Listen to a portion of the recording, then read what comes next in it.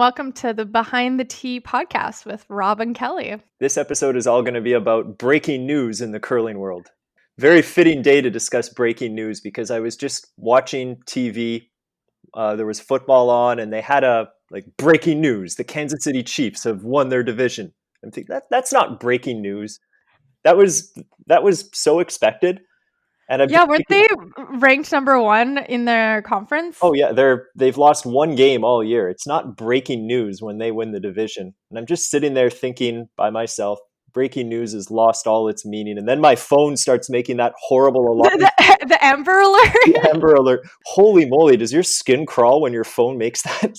There was an Amber Alert earlier this week too regarding the Christmas family visits restrictions. Or the alert restriction. Yeah, Amber Alert for kidnappings, but it was the phone alert, yeah. Yeah, it was still the same alert. And we were in the middle of thank God it was an internal meeting, but we all had our mics on and everyone's phones went off and we're like, oh, guess y'all know what's going on for Christmas now. So that's right. It always happens to me when I'm teaching. One time I was being evaluated and all my kids' phones start going off. And you're like, is it a prank? Or That's right. This time I was on Zoom with a bunch of kids, and so it was pretty funny. They all freaked out. All that to say, that's not a great segue. We've done better. But all that to say that we were thinking about the different news that's come up in curling this year, because I'll be honest with you, I've tried to avoid it. I'm kind of depressed that we can't throw rocks. We did throw some rocks last week, and now our club is shutting down for the season. So I've kind of tried to avoid news going on, but not anymore. Today I looked a few things up, but you looked up even more. You're ahead of me. Well, so I'm one of the few people who still browses Facebook every once in a while. I'm not active. I don't post anything, but I do scroll the news feed. And I follow a couple curling. Well, I have a lot of curling friends on Facebook, but then Right. also I don't know if you haven't heard of the Curling Zone. Of course. There's a lot of curling fan forums and pages and stuff like that. So there's always stuff being posted about how COVID is affecting curling, and then also news of what's happening with the top teams. That's how I found out all these team changes were happening last spring. That's right. So I guess this episode we're just kind of compiling the latest things, the latest news that we've seen, and digesting this all for you. Yeah. So where do you want to I didn't have much to add there, but do we want to go start maybe with a couple, just some little news blurbs before we get into the big, sure, the big news or the biggest latest news? Yeah, because I assume the big news is the Calgary bubble. Yes, exactly. Okay. Or what else is going on in the news? Because that's going to dominate the. Well, honestly, not much. So Sweden this past week they had a national challenge. Again, there hasn't been much curling going on across the world. However, Sweden, they did organize a challenge with two of the top women's teams, so Hasselberg and Renna. I'm not pronouncing that right, Hanna, something like that. You're doing better than I would have. Yeah, so Hasselberg is the main women's team. We've seen them on the world circuit for many years, and Renna is the team that's right out of juniors. So they were pretty dominant on the junior circuit, and these girls are 22 to 23 years old now, and I think they're going to be the next Hasselberg. Okay. So anyways, in the challenge, it was week long. They played 4 traditional games and then also 2 skins games. If you don't know what skins is, stay tuned for a skins episode. And actually, it was ended today, and Rana was the champion. Interesting. They ended up beating out Hasselberg. So could we see her at a Worlds? We could. I think they've already traveled quite a bit around Europe, and they have crossed the pond into Canada. And I think they have played, I don't have the stat with me, but they have played in a couple Grand Slams already. So they're definitely a team that's up and coming. And I think give them a couple years and they'll be one of if they stick together, they'll be one of the dominant women's teams. Oh, very interesting. Moving into, I guess, less good news. But however, something that's still, I think, important to talk about or at least highlight. And curling is a sport that prides itself on like good sportsmanship. Hmm. Everyone who plays curling, it's like a common phrase that the people are so nice wherever you go. People are so welcoming, and good sportsmanship is really something that we Yeah, and you're gonna make the news if you don't follow that trend. exactly. But like everything, there's always a few bad apples wherever you go. Oh, And unfortunately, so an article came out a couple weeks ago out of South Korea. So the South Korea's women's team is not a team that we see very often. However, they did very well at the last year's Olympics. right. I think they won silver, right? Exactly. And they're so like warm and bubbly. Like they warmed everyone's hearts. I don't know if you remember during the Olympics, like they were just so happy, and they're a very popular team. So anyways, it came out that their coach, Kim, or the Kim family, has been banned from curling due to verbal and emotional abuse, and also embezzled a couple $1 million of earnings from the women's teams. So it's Wow. yeah, it's kind of a shocker because it's not something that we hear or that happens often in curling or anything that we hear about. I'm But it happy to really, hear. yeah, it's disturbing when you do hear it. Yeah, and at least I'm happy that like they've taken action, and they're suffering suffering the consequences of it, or Yeah, the and just women's team doesn't have to suffer like any longer, really. no, it's really horrible to hear those things. And coming from a coach Mhm. as well, when I think of like, because we've both done some coaching, all of the legal things that we have to do before the number of police checks that I had to have done just to be involved in any form of coaching. It's not just you sign up and go. You've got to do a lot of background work and ethics tests, and so it really bothers me when I hear people getting engaged in shady things like this. Nefarious activities. Yeah. Yeah, but also to that point, you can do all the ethics courses and trainings. Doesn't mean that you'll follow them, right? No, that's it. I know it's one of the other annoying things is that like I can write a test that says I won't rob a bank, but is that actually what's going to deter me from doing it? Exactly, and And it's full disclosure, I have no intention of ever doing that. If anybody's listening, don't get the wrong idea. Don't fire me. All of that, you know. but it kinda so yeah, I saw this article and it kinda came as a surprise. I mean, I don't know much about the South Korean women's team nor curling in South Korea, but, from what I saw at the Olympics, everything seemed hunky dory, and, unfortunately, really, unfortunate things were happening behind the scenes. Yeah, and I've heard of things like this before too. It's I guess this is one of the few that gets published, or but you hear rumblings of this every now and then from different places, and it's horrible. It really is, and you have it in every sport as well too, and what really is unfortunate is when you see it in the junior side. I know at least, like, throughout times in juniors, there were some borderline questionable practices. We're not gonna call anyone out here, but But we've seen it on a local level too. exactly, and, it's something that, exists everywhere, which is really unfortunate, but at the end of the day, it's just a game, life goes on. Yes. You know it's bad if we agree. Mhm. How about you? Do you have any, little news bits to share? You shared something with me this week, and it's going to kind of dominate our conversation, as we mentioned, about how the big recent news in curling is the idea that the Brier and Tournament of Hearts, and I believe the Worlds and a couple of slams as well, are all going to go ahead in Calgary. Calgary in a bubble. And really, I have found little news items, but they all relate to that. So about the Calgary bubble, what's gonna happen is they're gonna play the Scotties, the Brier, mixed doubles, Canadian mixed doubles, the men's worlds, and 2 Grand Slam events in one arena, not all at the same time, one by one, but over a span of, a few weeks. And then teams, yeah, will be required to do a 2-week quarantine before they travel to the bubble. 2-week quarantine and a negative test once they get to the hotel, which is going to be solely used for people in the bubble. So Hmm. that's including players, volunteers, any organizing committee people. And then once you get in, again, a test to make sure that it comes back negative. And then the only thing they do is hotel and the arena Right. hotel. Like And there's no yeah, I did read the punishment for leaving the bubble is really like I think you can get suspended for about a year or something like that.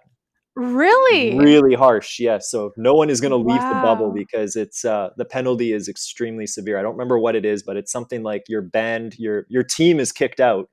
So no one will be leaving that bubble. It's safe to say.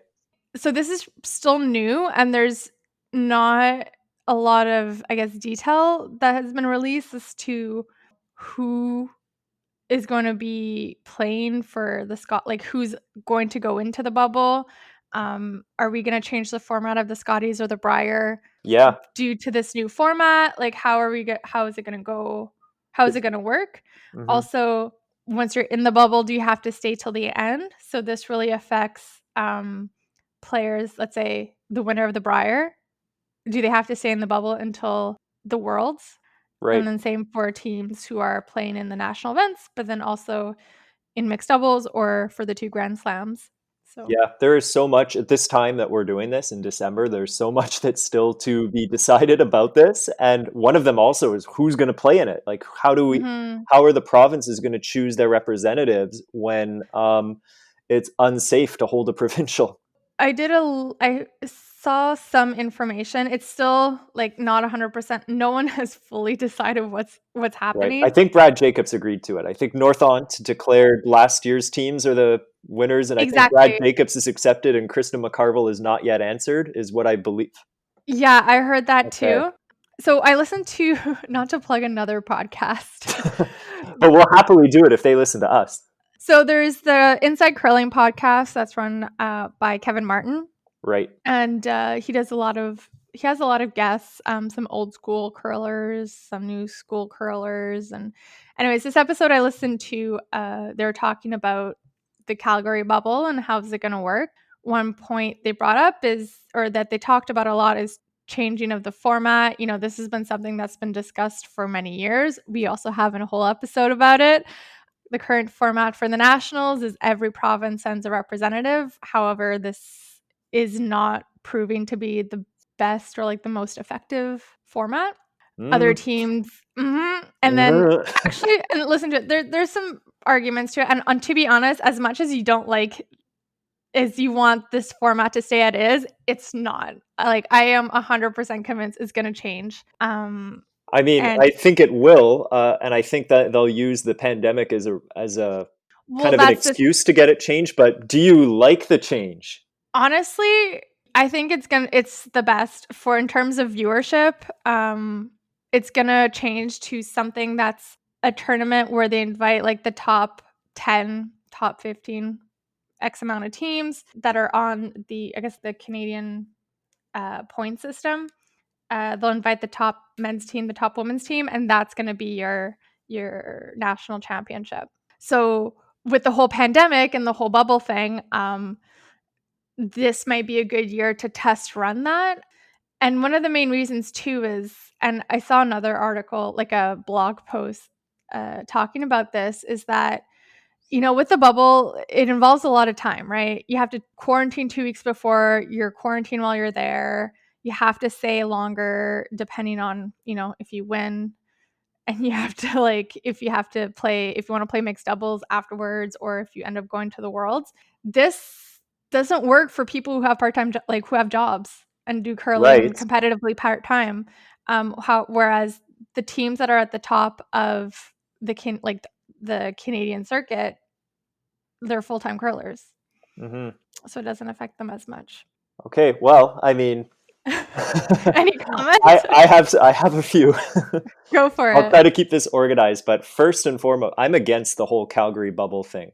The more I think of it, the more inappropriate I think it is. First of all, now who knows what life will be like in February or whenever the hell this thing happens, because things just change day to day. But right now, as of the time that we're recording this, Alberta is by far the worst COVID province in all of Canada. Highest number of new cases per capita every day. What we're learning is that it's becoming unsafe to keep curling clubs open, either unsafe or totally unprofitable, with the new way that we have to adopt rules. And so my thought is that it's just, I find it kind of inappropriate to be discussing how do we stage an event for the elite curlers right now. We can't curl. Almost 99% of the country can't curl right now. I don't really think it's fair that we devote all our time and energy to making sure that Brad Gushu and Brad Jacobs and Rachel Homan and Jennifer Jones have a venue to play in. Okay, well, to that point, how do you feel about the NFL still playing or baseball or like these other I think it's sports? wrong. I honestly don't think it's appropriate. I will admit I watch them because life in quarantine is pretty boring, and from that aspect, I do think like it's kind of nice to have a distraction, but I don't think it's right. Baseball and football in particular have badly managed things, and they've had tons of positive cases. Hockey was and basketball were much more bubble format, and I'm not critiquing Curling Canada on the safety of this. I think this will be a safe initiative and it all should go off relatively smoothly. The difference is, though, between baseball and hockey and all of these sports and curling is that all these sports make so much money. They have money to burn, whereas Curling Canada, I'm willing to believe, does not. And I think that what's going to happen after the pandemic is that all these clubs that are closed, not all of them, but a good number of them are not going to be able to reopen. I know a lot of clubs, ours is going to take a financial hit from this. I hope that we're back in business next year, but who can say for sure? And at this time when clubs need a lot of support from the federation, I'm kind of disappointed that all their energy is going behind let's stage this bubble thing with no revenue, probably because there won't be any fans. I don't know how the partnership works with TSN, but all of these events will be aired on TV. So there is like the That's ad true. Yeah, they revenue. will get Yeah, revenue, any and you can get a cardboard cutout of yourself for oh, $165. I thought about it, but it's quite a lot of money. I mean, I kind of get the point. So for me, curling has kind of been a write off this year. We haven't seen curling on TV yet this year. We're not playing. So for me, I'm kind of like, I don't really care. And also watching curling on TV with no fans, or even just watching any sporting event with no fans, is not as fun or entertaining. A couple months ago, we had the Champions League. I don't know if for anyone who follows soccer out there, Right. the Champions League usually happens in June, but that was at the height of the pandemic, so they pushed it out, and it was in October, sometime in October, but it was a closed stadium, so it was just the two teams, and usually the Champions League is like it's like bigger than the Super Bowl. Okay, like if you can In believe it, Europe, it for is sure. Yeah, yeah. in Europe, or even like the world. Like a lot of people here in North America were obsessed with it. So it's like it's such a fun game to watch, and I watched it alone in my apartment, and it was so underwhelming. It was so boring just not having the crowds in the stand, which make it like they don't bring anything to the game, but it makes a huge difference. It's true. I think one of the other things, as a quick aside, that I've learned in the pandemic about watching sports is that because I now watch sports alone as well, it's not as much fun. It's much more fun to be Mhm. watching something with people and being like, oh, what a shot. Did you see that? Or, oh, what a save. Or, oh, what a Definitely. whatever. Kinda like we did at the curling clubs when we had our Tuesday night ladder games, and Right. whatever the draw was playing, like, everyone was just watching it while having a beer or 2. Right, and it's true for curling, it's true for any sport. I like, critiquing these players and, making fun of how bad that attempt was, in the For privacy sure.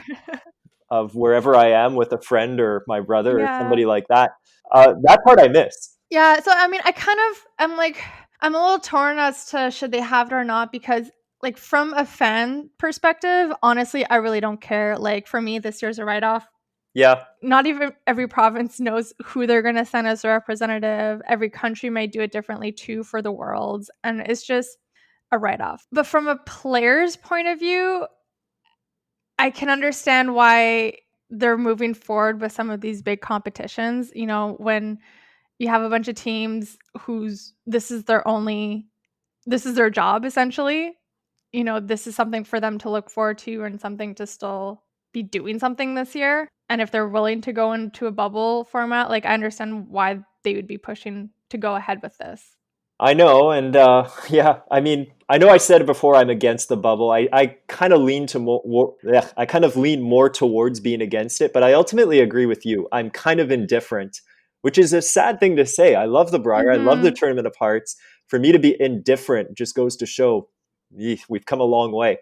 Um, Yeah. and but like you said, I think the whole world of sports this year has been a write off, and I will watch it if and when it's on, but it's going to be pretty hard to enjoy the way we normally do. Yeah. Well, it's just like, I'll watch the Super Bowl come February. Is it gonna be as fun as it normally is? It will be for us Maybe because not. Tom Brady won't be in it, but I'm Ugh. calling it now. It's still possible, but the Patriots won't be in it. Oh, that's for sure. No, I was thinking it might be a maybe like a Chiefs Green Bay thing. I can get on board with It Green could Bay be, if yeah. they're still at the top. Um, They're a threat, but yeah, this is not a football I know podcast, it's a one curling day, but podcast. yes.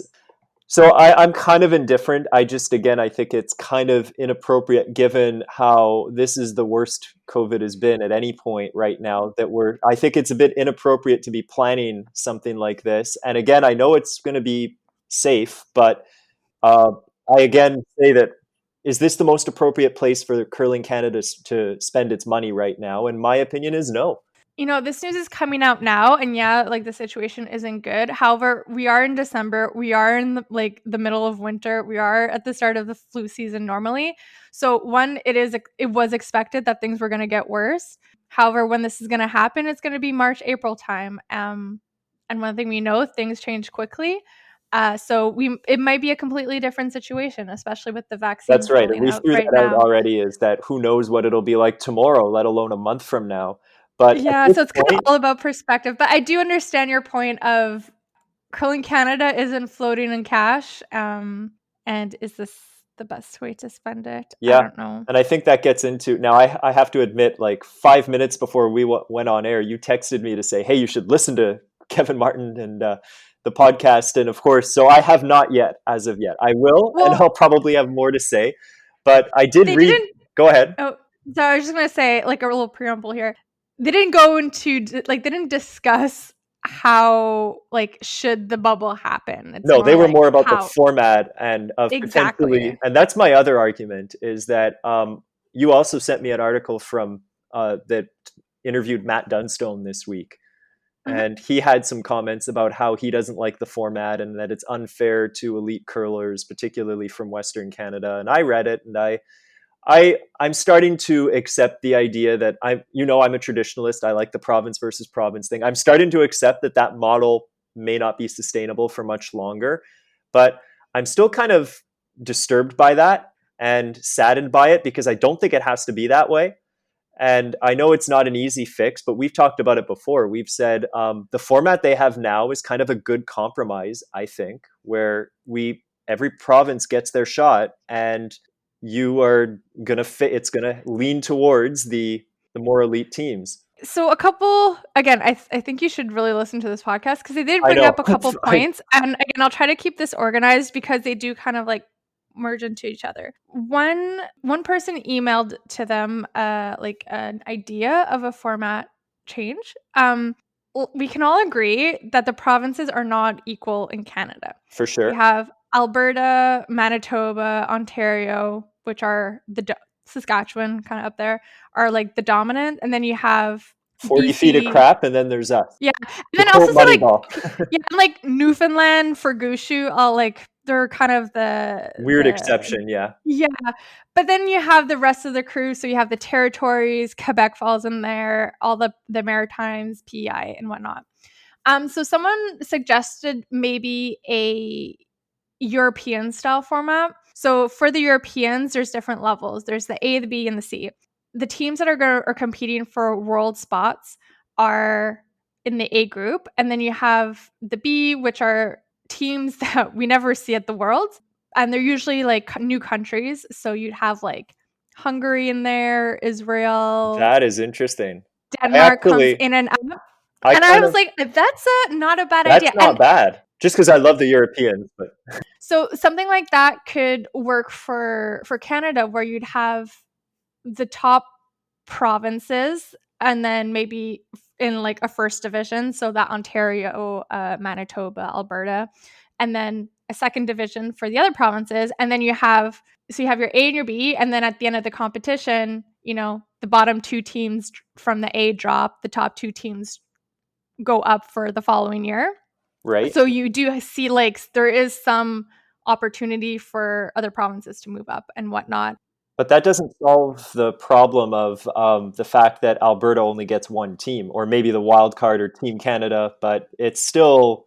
So another point that was brought up that Nolan Thiessen, who was the guest speaker on this podcast and who works with Curling Canada Mhm, for development, and he used to be a competitive curler too, played with Kevin Cooey of back in course. the day.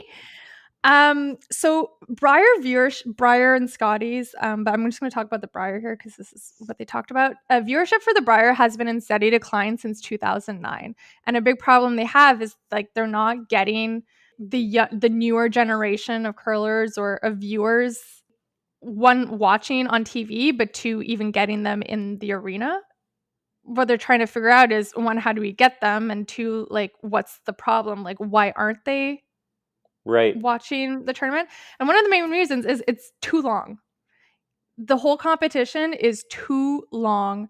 The games are long. So they mentioned the 8 versus 10 ends because right now the Nationals is 10 ends. And And we don't I agree. just want to quickly interrupt and say that I've made my point about that. I don't think the games are too long. It's the commercials.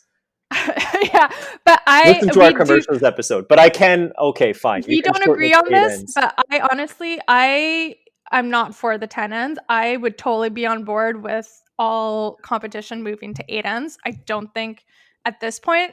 I'm not a fan, but I can go either way. It's not a big And the deal to main me. reason for this is you watch all the games on TV, okay? Like 2 ends at least are just hits. Just like Yeah, total I blank can be ends. So talked what's the into it. point? Another point that Kevin Martin brought up is that so the Briars played from Saturday to the following Sunday, right? And viewership only kind of like really increases as of that like the Thursday. So the final, like the playoffs essentially, and maybe the last games of the round robin. He was saying that like at the last Briar was in Brandon, Manitoba, most like 75% of the games didn't even make it to the last end. Like they were shakes because and blowouts because there's such a difference between those top teams, the elite teams, and the other provinces such as like PEI or Quebec or So there's no parity. exactly, the gap is too wide. So a solution could be if we do move to a more Europeans format and have an A group and a B group. One, you can play it, the tournament will be shorter. So you could do like a Wednesday to a Sunday kind of thing. And two, from a viewership perspective, you're not getting these massive blowout games. Again, this is Yeah, not solving the problem of only having one team out of Alberta.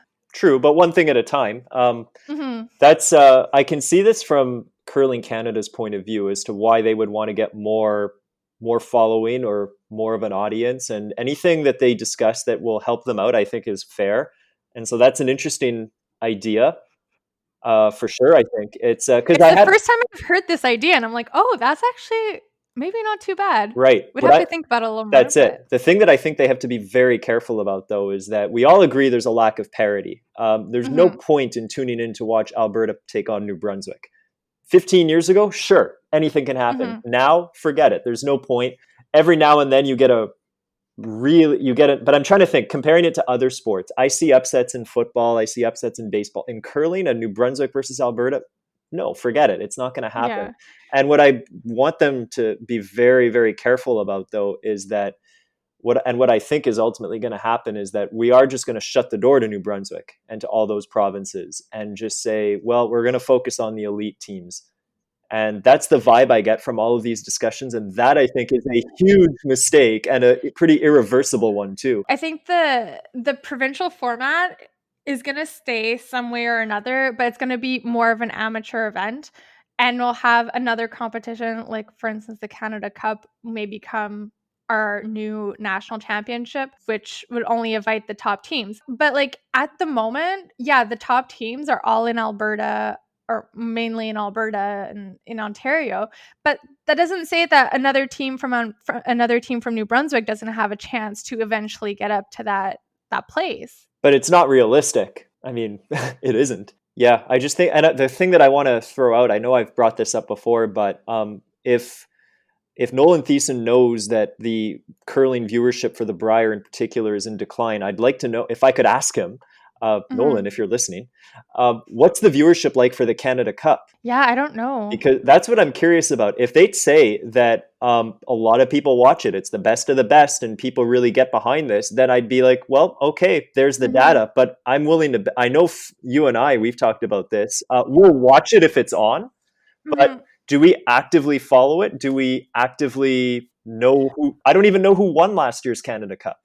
Yeah, well, just because we don't follow it doesn't mean that the rest of the No, and of country course, and doesn't. I say that with that as a Yeah, disclaimer, but I'm willing to bet. Like I think we're somewhat representative of what people think. yeah. So I'm But here's the point too of like if we move to a more Canada Cup format, right? You say, okay, there's no way a team from New Brunswick is ever going to win. True. However, person from New Brunswick who does really want to like represent Canada at the Worlds one day is no longer limited to staying in New Brunswick. They can move to wherever the hubs are. So now, okay, you're originally from New Brunswick, you want to play, but you can still go to Alberta to train and you don't have to compete against all of these players to get that one spot.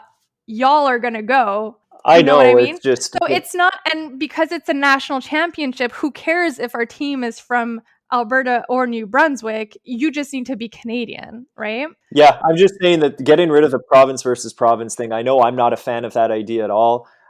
It may come and so be it, but I'm just that's something that a decision that really should not be made lightly. And get the feeling Yeah. that they underestimate how many people like this. And I know viewership is down. I'm willing to believe that, but I still think that people go, even though Nova Scotia doesn't have a chance anymore, people still go with those little sou'wester hats and they paint their nose blue and there's still, I think, a market for that. And I think that you're entering dangerous territory if you close the door to that format. I think it's a transition that's not going to be made from one year to another. There is going to be some testing the waters on various formats, but I think, like we mentioned in our last podcast where we talked about this with the travelers, it's going to be something like that. You're still going to have Maybe. the province. It won't be like the Brier, but you'll still have a competition that's provincial, and maybe it'll move towards that. Will the fans move with it? I don't know. Only time will tell. Yeah. Yeah. But just before we wrap it up, I read a blog by Mike Fournier. So Okay. Mike Fournier is a very well-known curler in Quebec who has been among the top curlers in Quebec for really a long time. And he writes a blog, and I've read it before, and often I agree with some of the things he says. Some of them I don't as much, but he wrote about this. And it's interesting to take it from his perspective because he has worked considerably hard in curling. He's been Mhm. knocking on the door for the Brier all year, and he finally made it for the first time in his life a couple of years ago. He probably would have been the favorite going into this year. So he's very interested in what happens and how they decide who goes. He's obviously, as a Quebecer, against the idea of changing the format, because let's be honest, right now the format of Quebec gets a spot on the same level is pretty good for anybody living in Quebec. So I get that argument, but what he writes, and I kind of agree with it, is that he calls it, like, or he refers to trickle down economics, where we're going to support the elite and hope that that has good effects down the road for the more have not provinces. And that's just, I don't think Mhm. that's going to work. I don't think that we can throw money behind all the elite teams and hope that somehow that will develop in the have not provinces. Uh, that's the gist of his argument. And I agree. And I feel bad for him because even though he's not on the same level as Kevin Cooey or Brad Gushu or anybody like this, there's no opportunity for him to get on that level. He has to balance a day job. He has to travel all over the place to curl, Mhm. and he does a damn good job of it. And I feel bad, not really for me, because what do I have going on? But I feel bad for people like him that are going to really, it's been made so much harder for somebody like him in the last 15, 20 years. And Now, it's not crazy to suggest the door might close to him. I know I've said the door might close so many times today, but you get what I mean. Yeah, and oh, for sure, I totally agree with what he's saying. First of all, Canada has a geography problem, so this is the challenge we have to work with.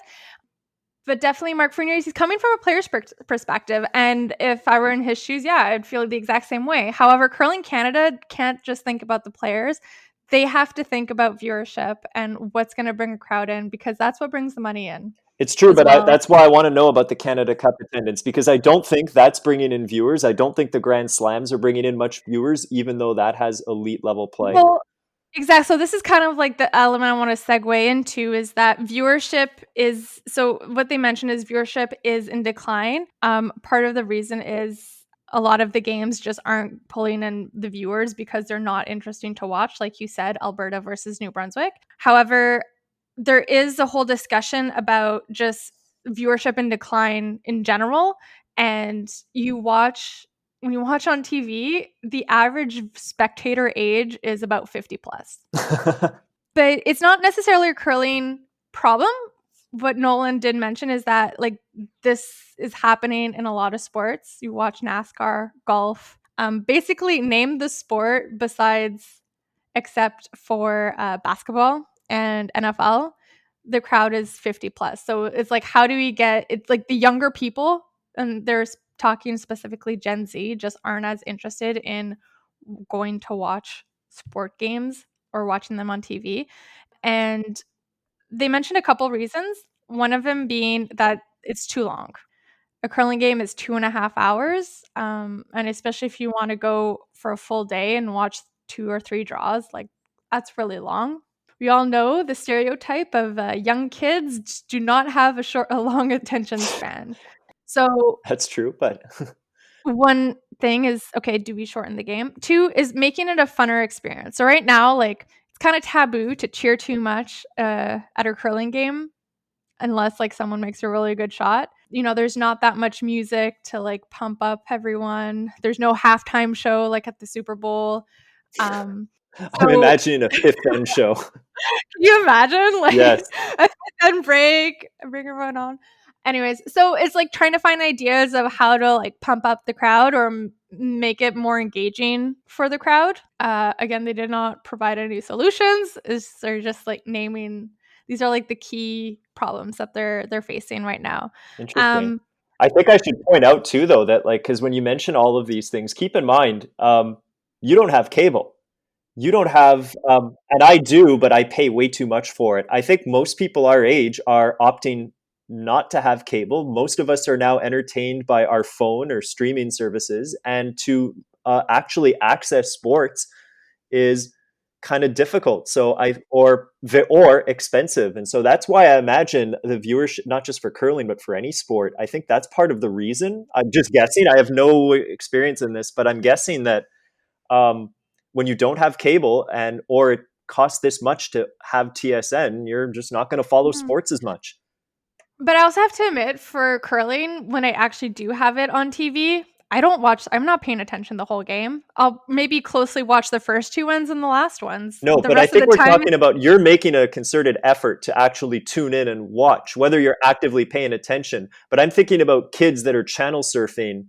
Oh, yeah. what's this weird sport with the rocks and the rings? And that's not happening anymore because kids are not watching as much TV, or younger people are not watching as much TV. We're still wasting away our lives in front of some kind of screen, but that's just not the medium that we use On anymore. social media, not maybe Yeah. they should just film Instagram stories for the games. But anyways, so this kind of brings up another point. So, like I said, or sorry, like Nolan said, this is a problem that's happening across a lot of sports. And a couple sports have done stuff to change this that have been quite successful. Two of which are one cricket, which is Okay. known to be a ridiculously long sport that can go on. A game can go on for a full day, if not more. But also rugby. So what they've done is, again, these games can be pretty long, and they've developed shorter formats of the game. So cricket, I don't know the name of it, but for rugby, you have rugby seven. So you have fewer people on the team. It's a shorter game, so it's a lot more like dynamic. And actually, in curling, we have that is mixed doubles. And what as we've seen at the Olympics, mixed doubles, big fan favorite, Unless you're but that Steve Simmons guy that we talked about in our and you put it compare it to regular curling, from a fan like, from a viewership perspective, it's a like, as we discussed in our mixed doubles episode, That's right. it's a lot more appealing to watch mixed doubles. So maybe, and Nolan kind of brought this up, is, maybe Curling Canada is gonna, like, push some mixed doubles a little more and have more of that represented on TV and fewer regular curling games. Hey, I wouldn't be upset with get rid of a couple slams and replace them with mixed double slams. Oh yeah, like I don't miss the slams at all, to be honest with you. Yeah. I watch them when they're on just because I do have cable that I pay too much for, and I do still channel surf and go, oh, curling, but I'm not actively following it. So, no, that's interesting. And it's like it's shorter, like the ends are quicker, so it's like shorter bursts of attention. And then within like one thing they mentioned is, between ends, you can have music blasting or, something to during that commercial break for at least the people who are in the arena watching it. You can have those like side things. You have people, I don't know, throwing Yeah, t-shirts with the gun like they do at hockey games or like stuff like that. So yeah, like, an interesting. end is Yeah, half as long in a mixed doubles game as a regular curling game.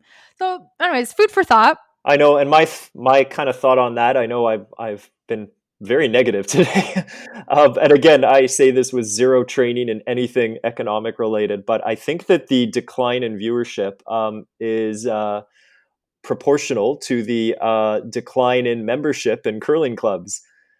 Mm, I think that well, we know from clubs that we've been at, we know from our own competitive experience how just the number of people playing the sport is gone way down. And I declining. don't think it's just a Quebec thing. I think that's across the country that people are playing less and less and less. I think one of them is that in the olden days, everybody had their shot. It was not realistic to think that you could go to the Tournament of Hearts or Briar, but you might as well play down. You never know. Well, that's long gone. But that's not Yeah, the only thing. That's just one thing. People are not signing up for this anymore. And I 'cause think there's a that lot of people that, are 30 who are like, "Hey, I wanna pick up the sport." Like, they know they don't have aspirations but it's to not go even to the about like Brier. the competitive aspirations. It's even the people that play recreationally, like us now. There's not a lot of us. Mhm, There's very few people at our club that are in our age group. I think that's true in a lot of clubs, and I think what would be different, imagine if like we had all our sheets booked up every night, if we had tons of people watching. And it used to be like this when we would come off the ice and the Briar's on, we'd all stick around and watch the shots. We wouldn't be really complaining about the results of the games or how, oh, look, it's mhm. Alberta versus New Brunswick. Who cares? We would be into it. We'd be having our drinks. And I just feel like there's not enough people involved. Forget about the at the Briar. There's not enough people in our clubs right now. And Mhm. I think that if we could generate that interest again and get more and more people, I'd like to think the interest in what's going on TV will follow suit. Because I think that's where you're going to get viewers from people that are actually playing the sport. You're not going to get kids that have no affiliation with the sport to, or not many anyway. Maybe this topic deserves this, episode on itself, but I think that maybe clubs have to reinvent their membership schemes. Yeah, it, And how because, to be honest, like how it is at our club and a lot of clubs are that like this, is you pay a fee to become a member for a full year. Some of them break it down by if you join one league or you have like a full membership so you can play many nights a week. And it's expensive. it It is is. really expensive, and especially for someone who's in their 20s, in college, just came out of college, starting a new job, and to also commit like a full year, like our ladder goes to full year. I think it's not enticing No, for the younger generation. And even for me, sometimes I'm like, oof. I know. As sad as I am that I'm not able to curl this year, it's it's made some parts of life easier. But, like we came from curling families. We were raised playing curling. So for me to drop $600 for a year, yeah, I'll do it. If I were not from a curling family, like the only way you're gonna get me to drop $600, I really need to be like motivated and gung ho about Yeah, curling. I You're completely not gonna agree get with you. I was like, "Oh, I just wanna join a beer league." I completely agree. I think we could join a beer league softball team, no problem. I wouldn't Yeah. feel, even though as much as I love baseball, I'm terrible at it. I think like I'd be much more comfortable joining that than think about how just curling has this elitist the fact that they're called curling clubs and that you have to punch in a code. You can't just walk in and check it out. It's Oh, should we name them curling rinks? they've oh yes. Listen to our pet peeves episode. But actually that is a thing. Like they're starting to call them curling centers more, which okay, I get, but really that's these are just semantics. It's I completely agree with you that this is clubs have to revisit the way that they recruit people. We're not in the 1970s anymore. There are other things going on. For sure, and, like, maybe, revamp like, the ladder, it's a year-long thing. Maybe just how we have cycles? Just break it down and offer the opportunity to, like for Yeah. people to pay for half a year and then Yeah. 1 night a week, and just have different levels of membership or à la carte. I don't know, I'm getting like, something. hungry. Yeah, and I guess I guess this can kind of be like our wrap up thought is that I think we all need to be flexible.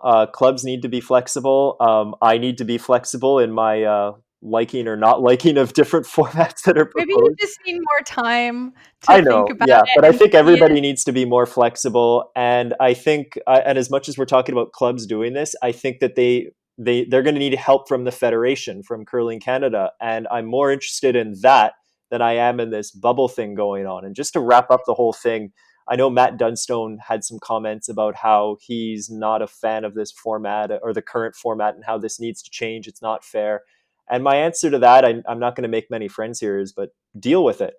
I have a hard time having much sympathy for Matt Dunstone or really for anybody who is privileged enough to travel around the country and getting to curl every Yeah, weekend. I know right now times are tough, but times are tough for everybody. And I'm calling him out here because there was an article before that said he was considering switching out of Saskatchewan because he was frustrated with the Saskatchewan COVID rules. That's another news item that he had pointed out that like it was impossible to compete in Saskatchewan and this was difficult. And so he was thinking of going to Alberta and curling out of there because it was eating away at his season. And granted, I read this and I saw this came yeah. out in October. Who the hell remembers what it was like in October? So times have changed, I know, but I just yeah, I was like, oh man, just I don't think it's appropriate right now. People have lost their jobs. People have lost all their livelihood. I don't have too much sympathy for people that are saying I can't curl. We all can't curl, and Yeah, or that this is eating away at my competitive season. Well, we've so all had be our it. season lost, Everyone's so affected by it, yeah. everyone is, and so that's just kind of my closing thought of that. We all need to be more flexible, but I don't have a lot of sympathy for the elite players right now. I do. I mean, it's unfortunate, but we're all, I mean, as much as I hate this, we are all in this together, as much as we hear Yeah. that. And I hope Curling Canada bails out not just the elite players, but everybody. The clubs are really going to need a lot of help. The whole season, it's just a write-off, like, Yeah. let's just move I on. kind of want to forget the whole bubble thing. Let's just Let's just focus on start next next year. fall and hopefully we can do whatever. And if we can actually get curling, you'll find I'm calling it now. I'll be even more flexible. You can be like 20 end games, yeah, sure. What the hell? 5 end games, yeah, no problem. I'm just happy to be back. Like we'll all be super flexible when we can get it back.